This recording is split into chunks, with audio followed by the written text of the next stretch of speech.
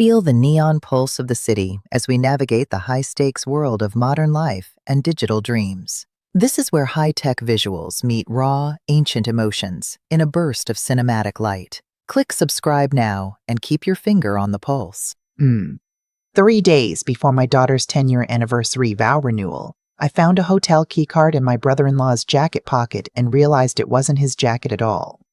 My name is Margaret Cole. I'm 62 years old.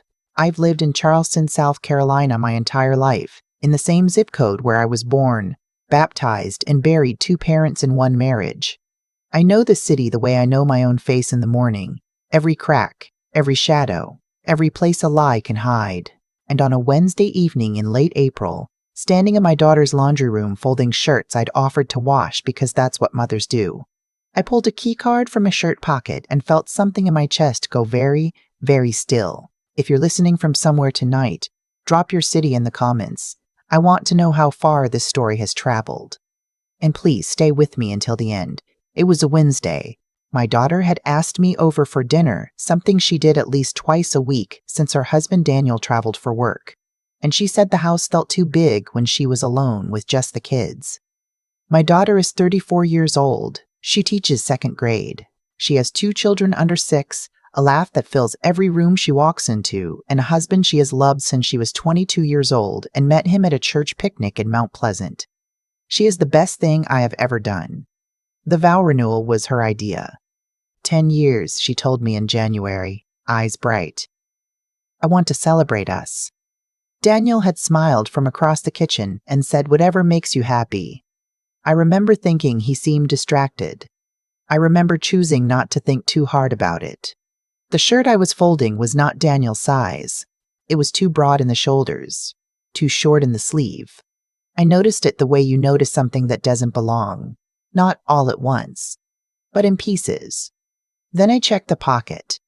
The keycard was from the Dewberry Hotel on Meeting Street, Charleston's finest. The kind of hotel you don't take a client, the kind you take someone you want to impress. I turned it over in my hands for a long time. There was a name written in ink on the back, and handwriting I would know in a pitch-black room. Neat, looping, the same cursive that signed birthday cards every year.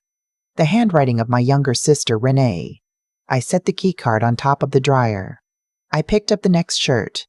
I finished folding every item in that laundry basket with hands so steady they frightened me. Then I walked into the kitchen, poured myself a glass of water, and looked out the window at my grandchildren playing in the backyard, while my daughter washed dishes at the sink with her back to me, humming something under her breath.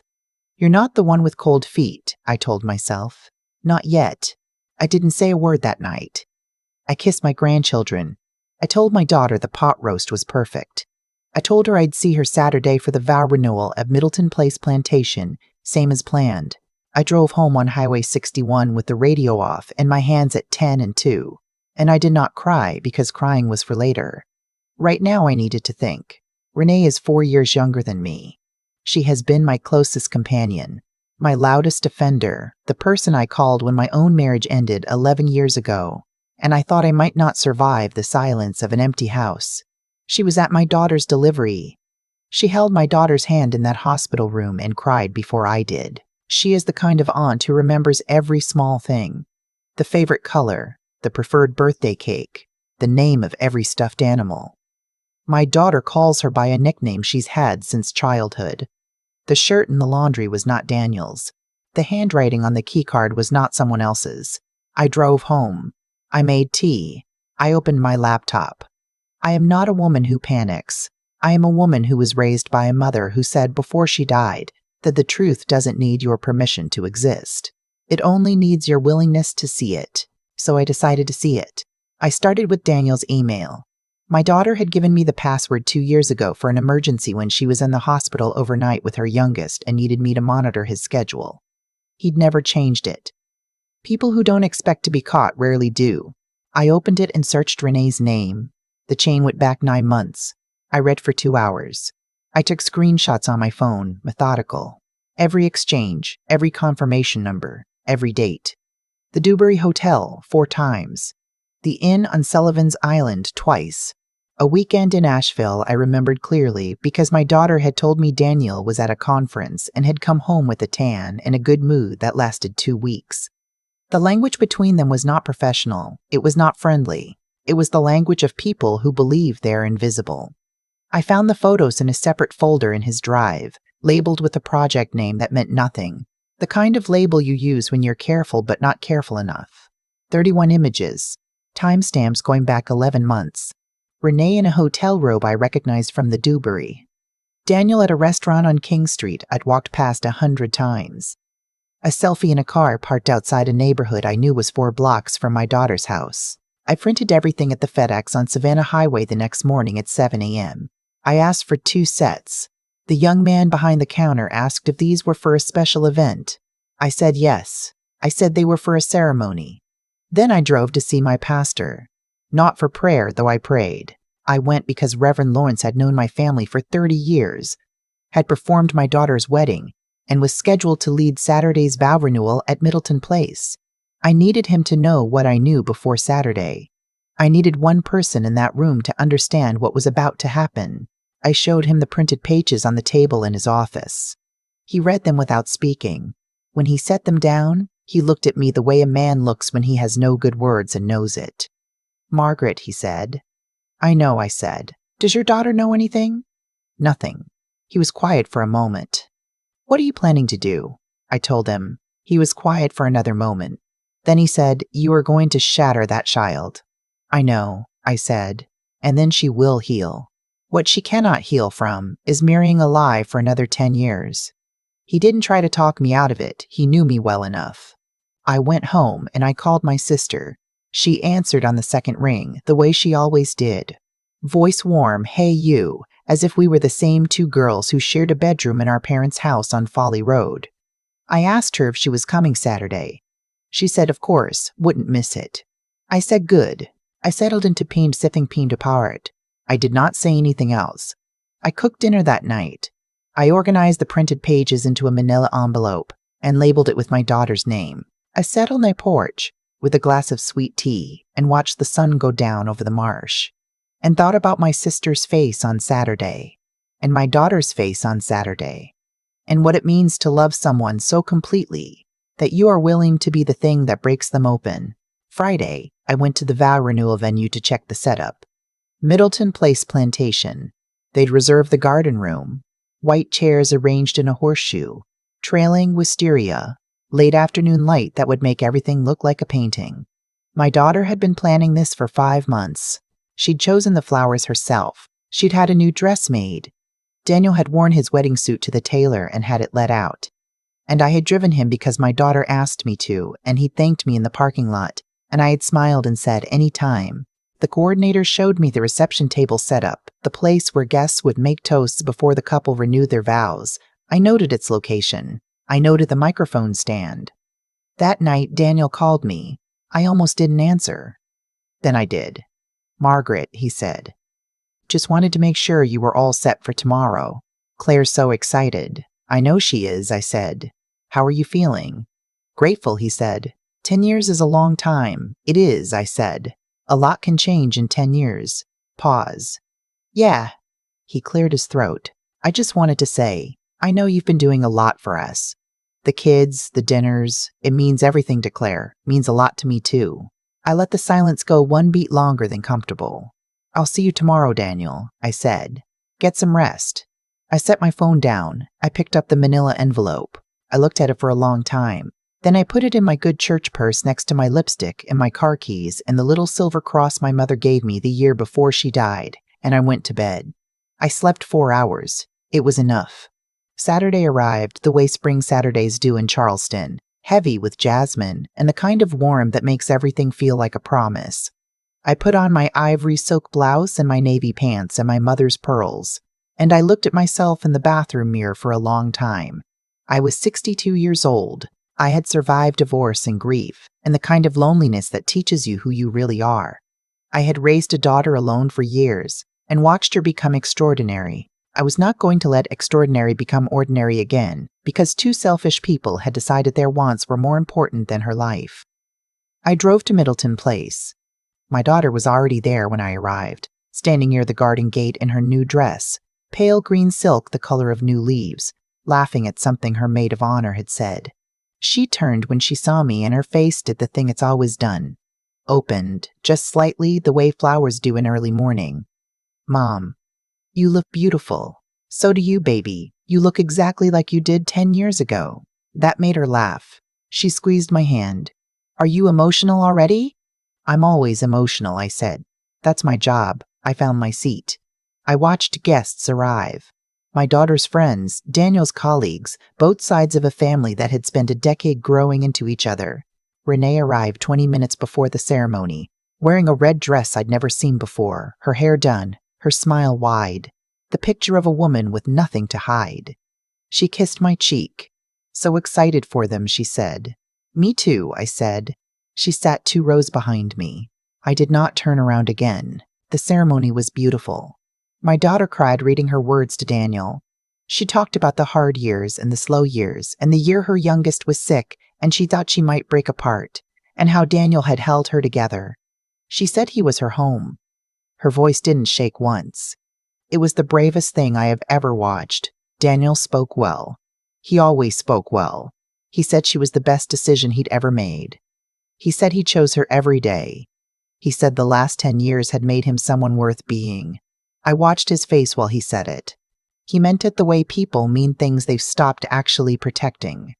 The way you can love something and betray it simultaneously because you've convinced yourself the two can coexist. They cannot. They never can. Reverend Lawrence said the words that have been said over marriages for centuries. He asked if anyone present knew of any reason these two should not reaffirm their vows. The tradition paused. No one spoke. He moved on. He looked at me once. Only once. After the ceremony, guests moved to the reception room. The light had shifted gold, the way it does at 4 o'clock in April, and the room smelled of gardenias and champagne. My grandchildren ran between chairs. The DJ played something soft. I set my purse down at the family table, excused myself to get water, and found the coordinator. I need 5 minutes with the microphone before the toasts, I said. I'm the mother of the bride. She nodded without question. I went to find Renee. She was standing near the bar with a glass of rosé, talking to one of my daughter's colleagues. I touched her arm. Can I speak with you for a second? Of course. She turned easy, unsuspecting. We stepped toward a quiet corner near the door to the garden. Are you having a good time? She asked. Renee, I said. I found the key card. Her expression changed in stages. First confusion, then processing. Then something cold moving behind her eyes. What? The Dewberry Hotel. Wednesday. In Daniel's shirt pocket that ended up in my daughter's laundry. I said it quietly. The way you say something that doesn't need volume to be devastating. I have the emails. I have the photos. I have 11 months of history printed on paper in my purse. She stared at me. Maggie, she said. I want you to listen to me carefully, I told her. You have 2 options. You can leave this reception right now, and I will handle what happens next between my daughter and her husband privately. Or you can stay in this room in that red dress and watch me put 11 months of your choices on that table in front of everyone you know. Her face had gone white. You wouldn't. I looked at her for a long time. Renee, I love you. I have loved you your whole life. And I am telling you that I will do what I have to do to protect that girl in the green dress. You know me well enough to know I mean every word. She set down her glass. Her hand was shaking. I waited. She picked up her bag. She walked to the door. She stopped once and looked back at me with an expression I had no name for. Not quite sorry, not quite defiant. Something in between that I recognized as the face of someone who knows they've reached the end of something. Then she walked out. I went to the family table. I sat down. My daughter caught my eye from across the room and waved with the small wave she's had since she was 8 years old. I waved back. After dinner, when the room had softened into toasts, I waited. My son-in-law's best man went first. College stories, the proposal story, a joke about Daniel's terrible golf game. Everyone laughed. My daughter's best friend went next, cried appropriately, said something lovely about resilience and real love. Then I stood up. The coordinator handed me the microphone before anyone invited me. The room quieted, politely surprised. For those of you who don't know me, I said, I'm Margaret Cole, Claire's mother. I've been standing next to this girl her whole life, and I intend to keep standing there for as long as God gives me the strength to do it. Applause. My daughter pressed her hand to her heart. I watched Daniel's face. Marriage is a serious thing, I continued. Renewing vows is even more serious. It means standing up in front of the people who love you and saying, this is still true. This is still real. These are still the words I mean.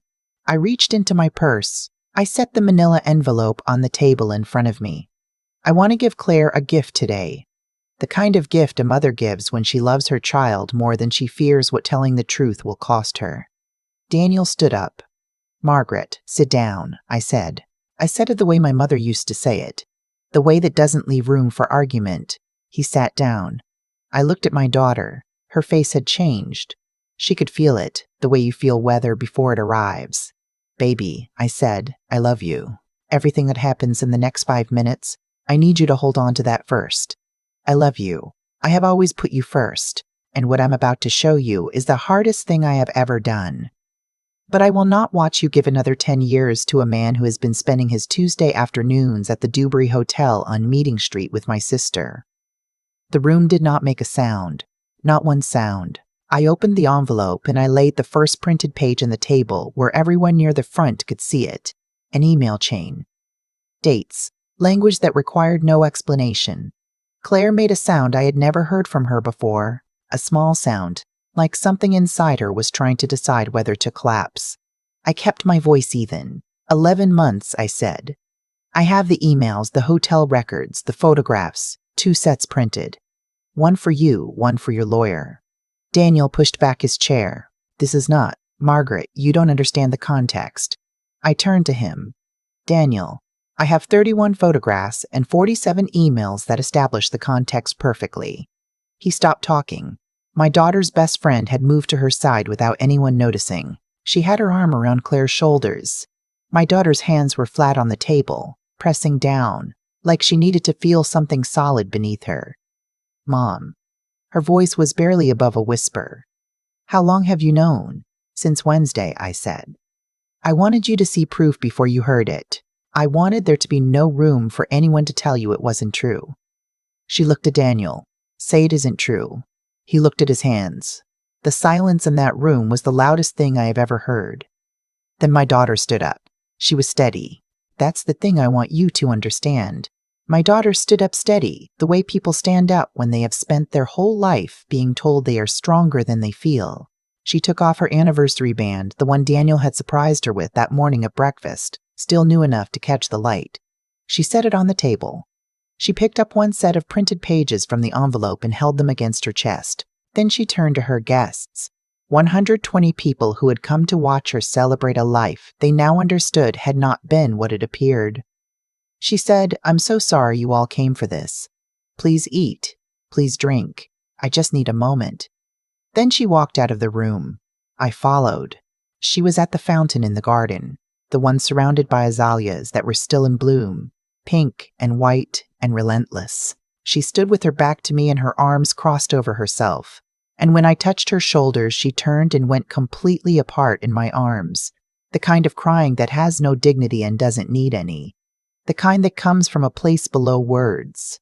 I held her. I held her the way I held her in the hospital the night her son was born, and the world had just become more than she knew how to contain. I held her until the crying slowed. Mom. She pulled back, looked at me, eyes wrecked. How long did Renee know what she was doing to me? She knew exactly, I said. Renee left tonight when I gave her the choice. She laughed, a terrible sound. She left. She just left. Yes. My daughter looked at the fountain. Water kept moving the way it does when it doesn't know yet that something has ended. What do I do now? First, you breathe. Second, you go back inside and you hold your children because they're confused and they need to see your face. Third, you go home tonight with me and we figure out the rest from there. She wiped her face. She straightened her spine. She looked at me with something fierce beginning in her eyes under the wreckage. Did you know it was going to break me? Yes, I said. I also knew you would survive it. You have survived every hard thing in your life, baby. This is the last hard thing he gets to give you." She was quiet for a moment. Then, was there ever a part of you that thought, "Don't say anything? Keep the peace? Let her be happy?" I thought about it honestly, the way she deserved. For about 30 seconds, I said. Then I remembered what my mother told me once. She said the worst thing you can do for someone you love is protect them from the truth. Because the truth doesn't go away.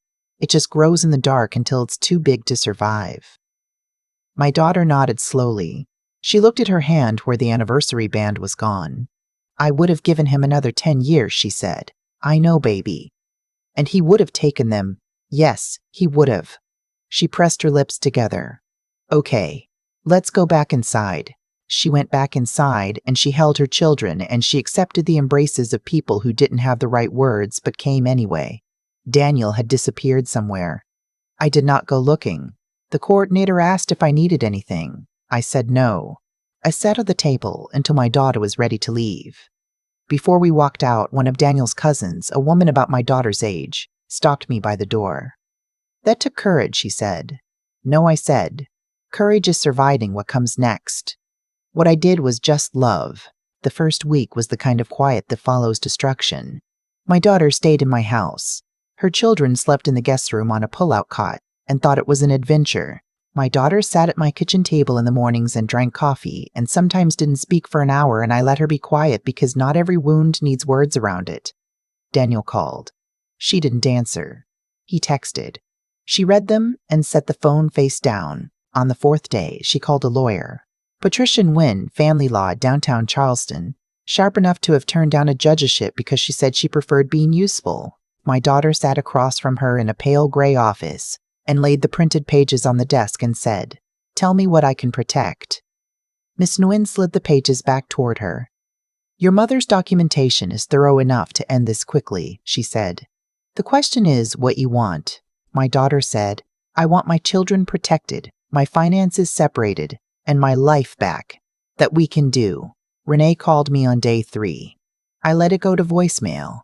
Her message was 4 minutes long and covered, in order, apology, explanation, more apology, reference to her own unhappiness, defense, final apology. I listened to it once. I did not call back. I saved it in case I needed it. Some things need to be witnessed even when they can't be forgiven. My daughter asked me about Renee on day 6. She called, I said. What did she say? Mostly that she was sorry. My daughter looked at her coffee. Do you believe her? I believe she's sorry it came out, I said. Whether she's sorry for what she did, that's between her and God. Are you going to talk to her? Eventually, but not yet. Right now, my job is you. The divorce was filed in early May. Daniel hired a lawyer who tried, briefly, to suggest that the evidence was obtained improperly.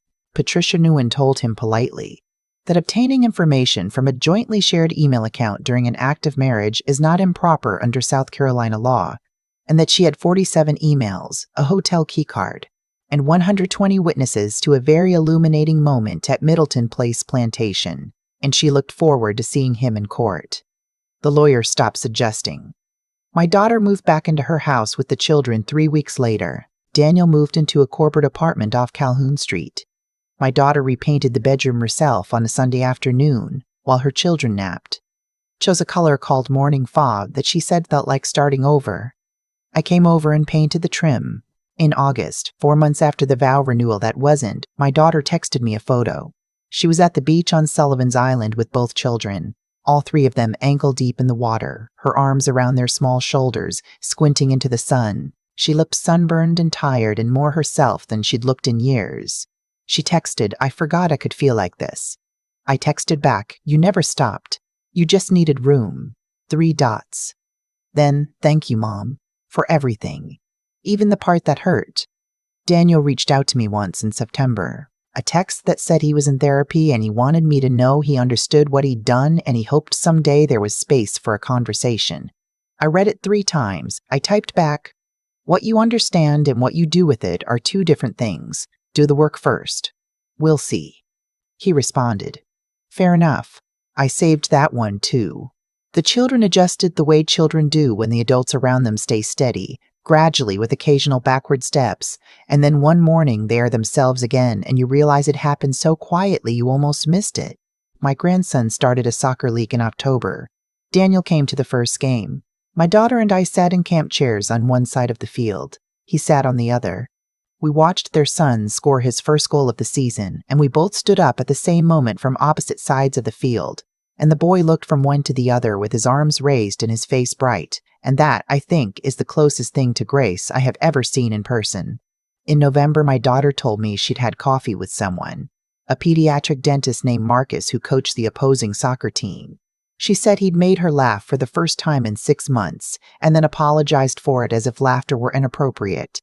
"What did you tell him?" I asked. She smiled. "I told him 6 months was long enough." I laughed out loud.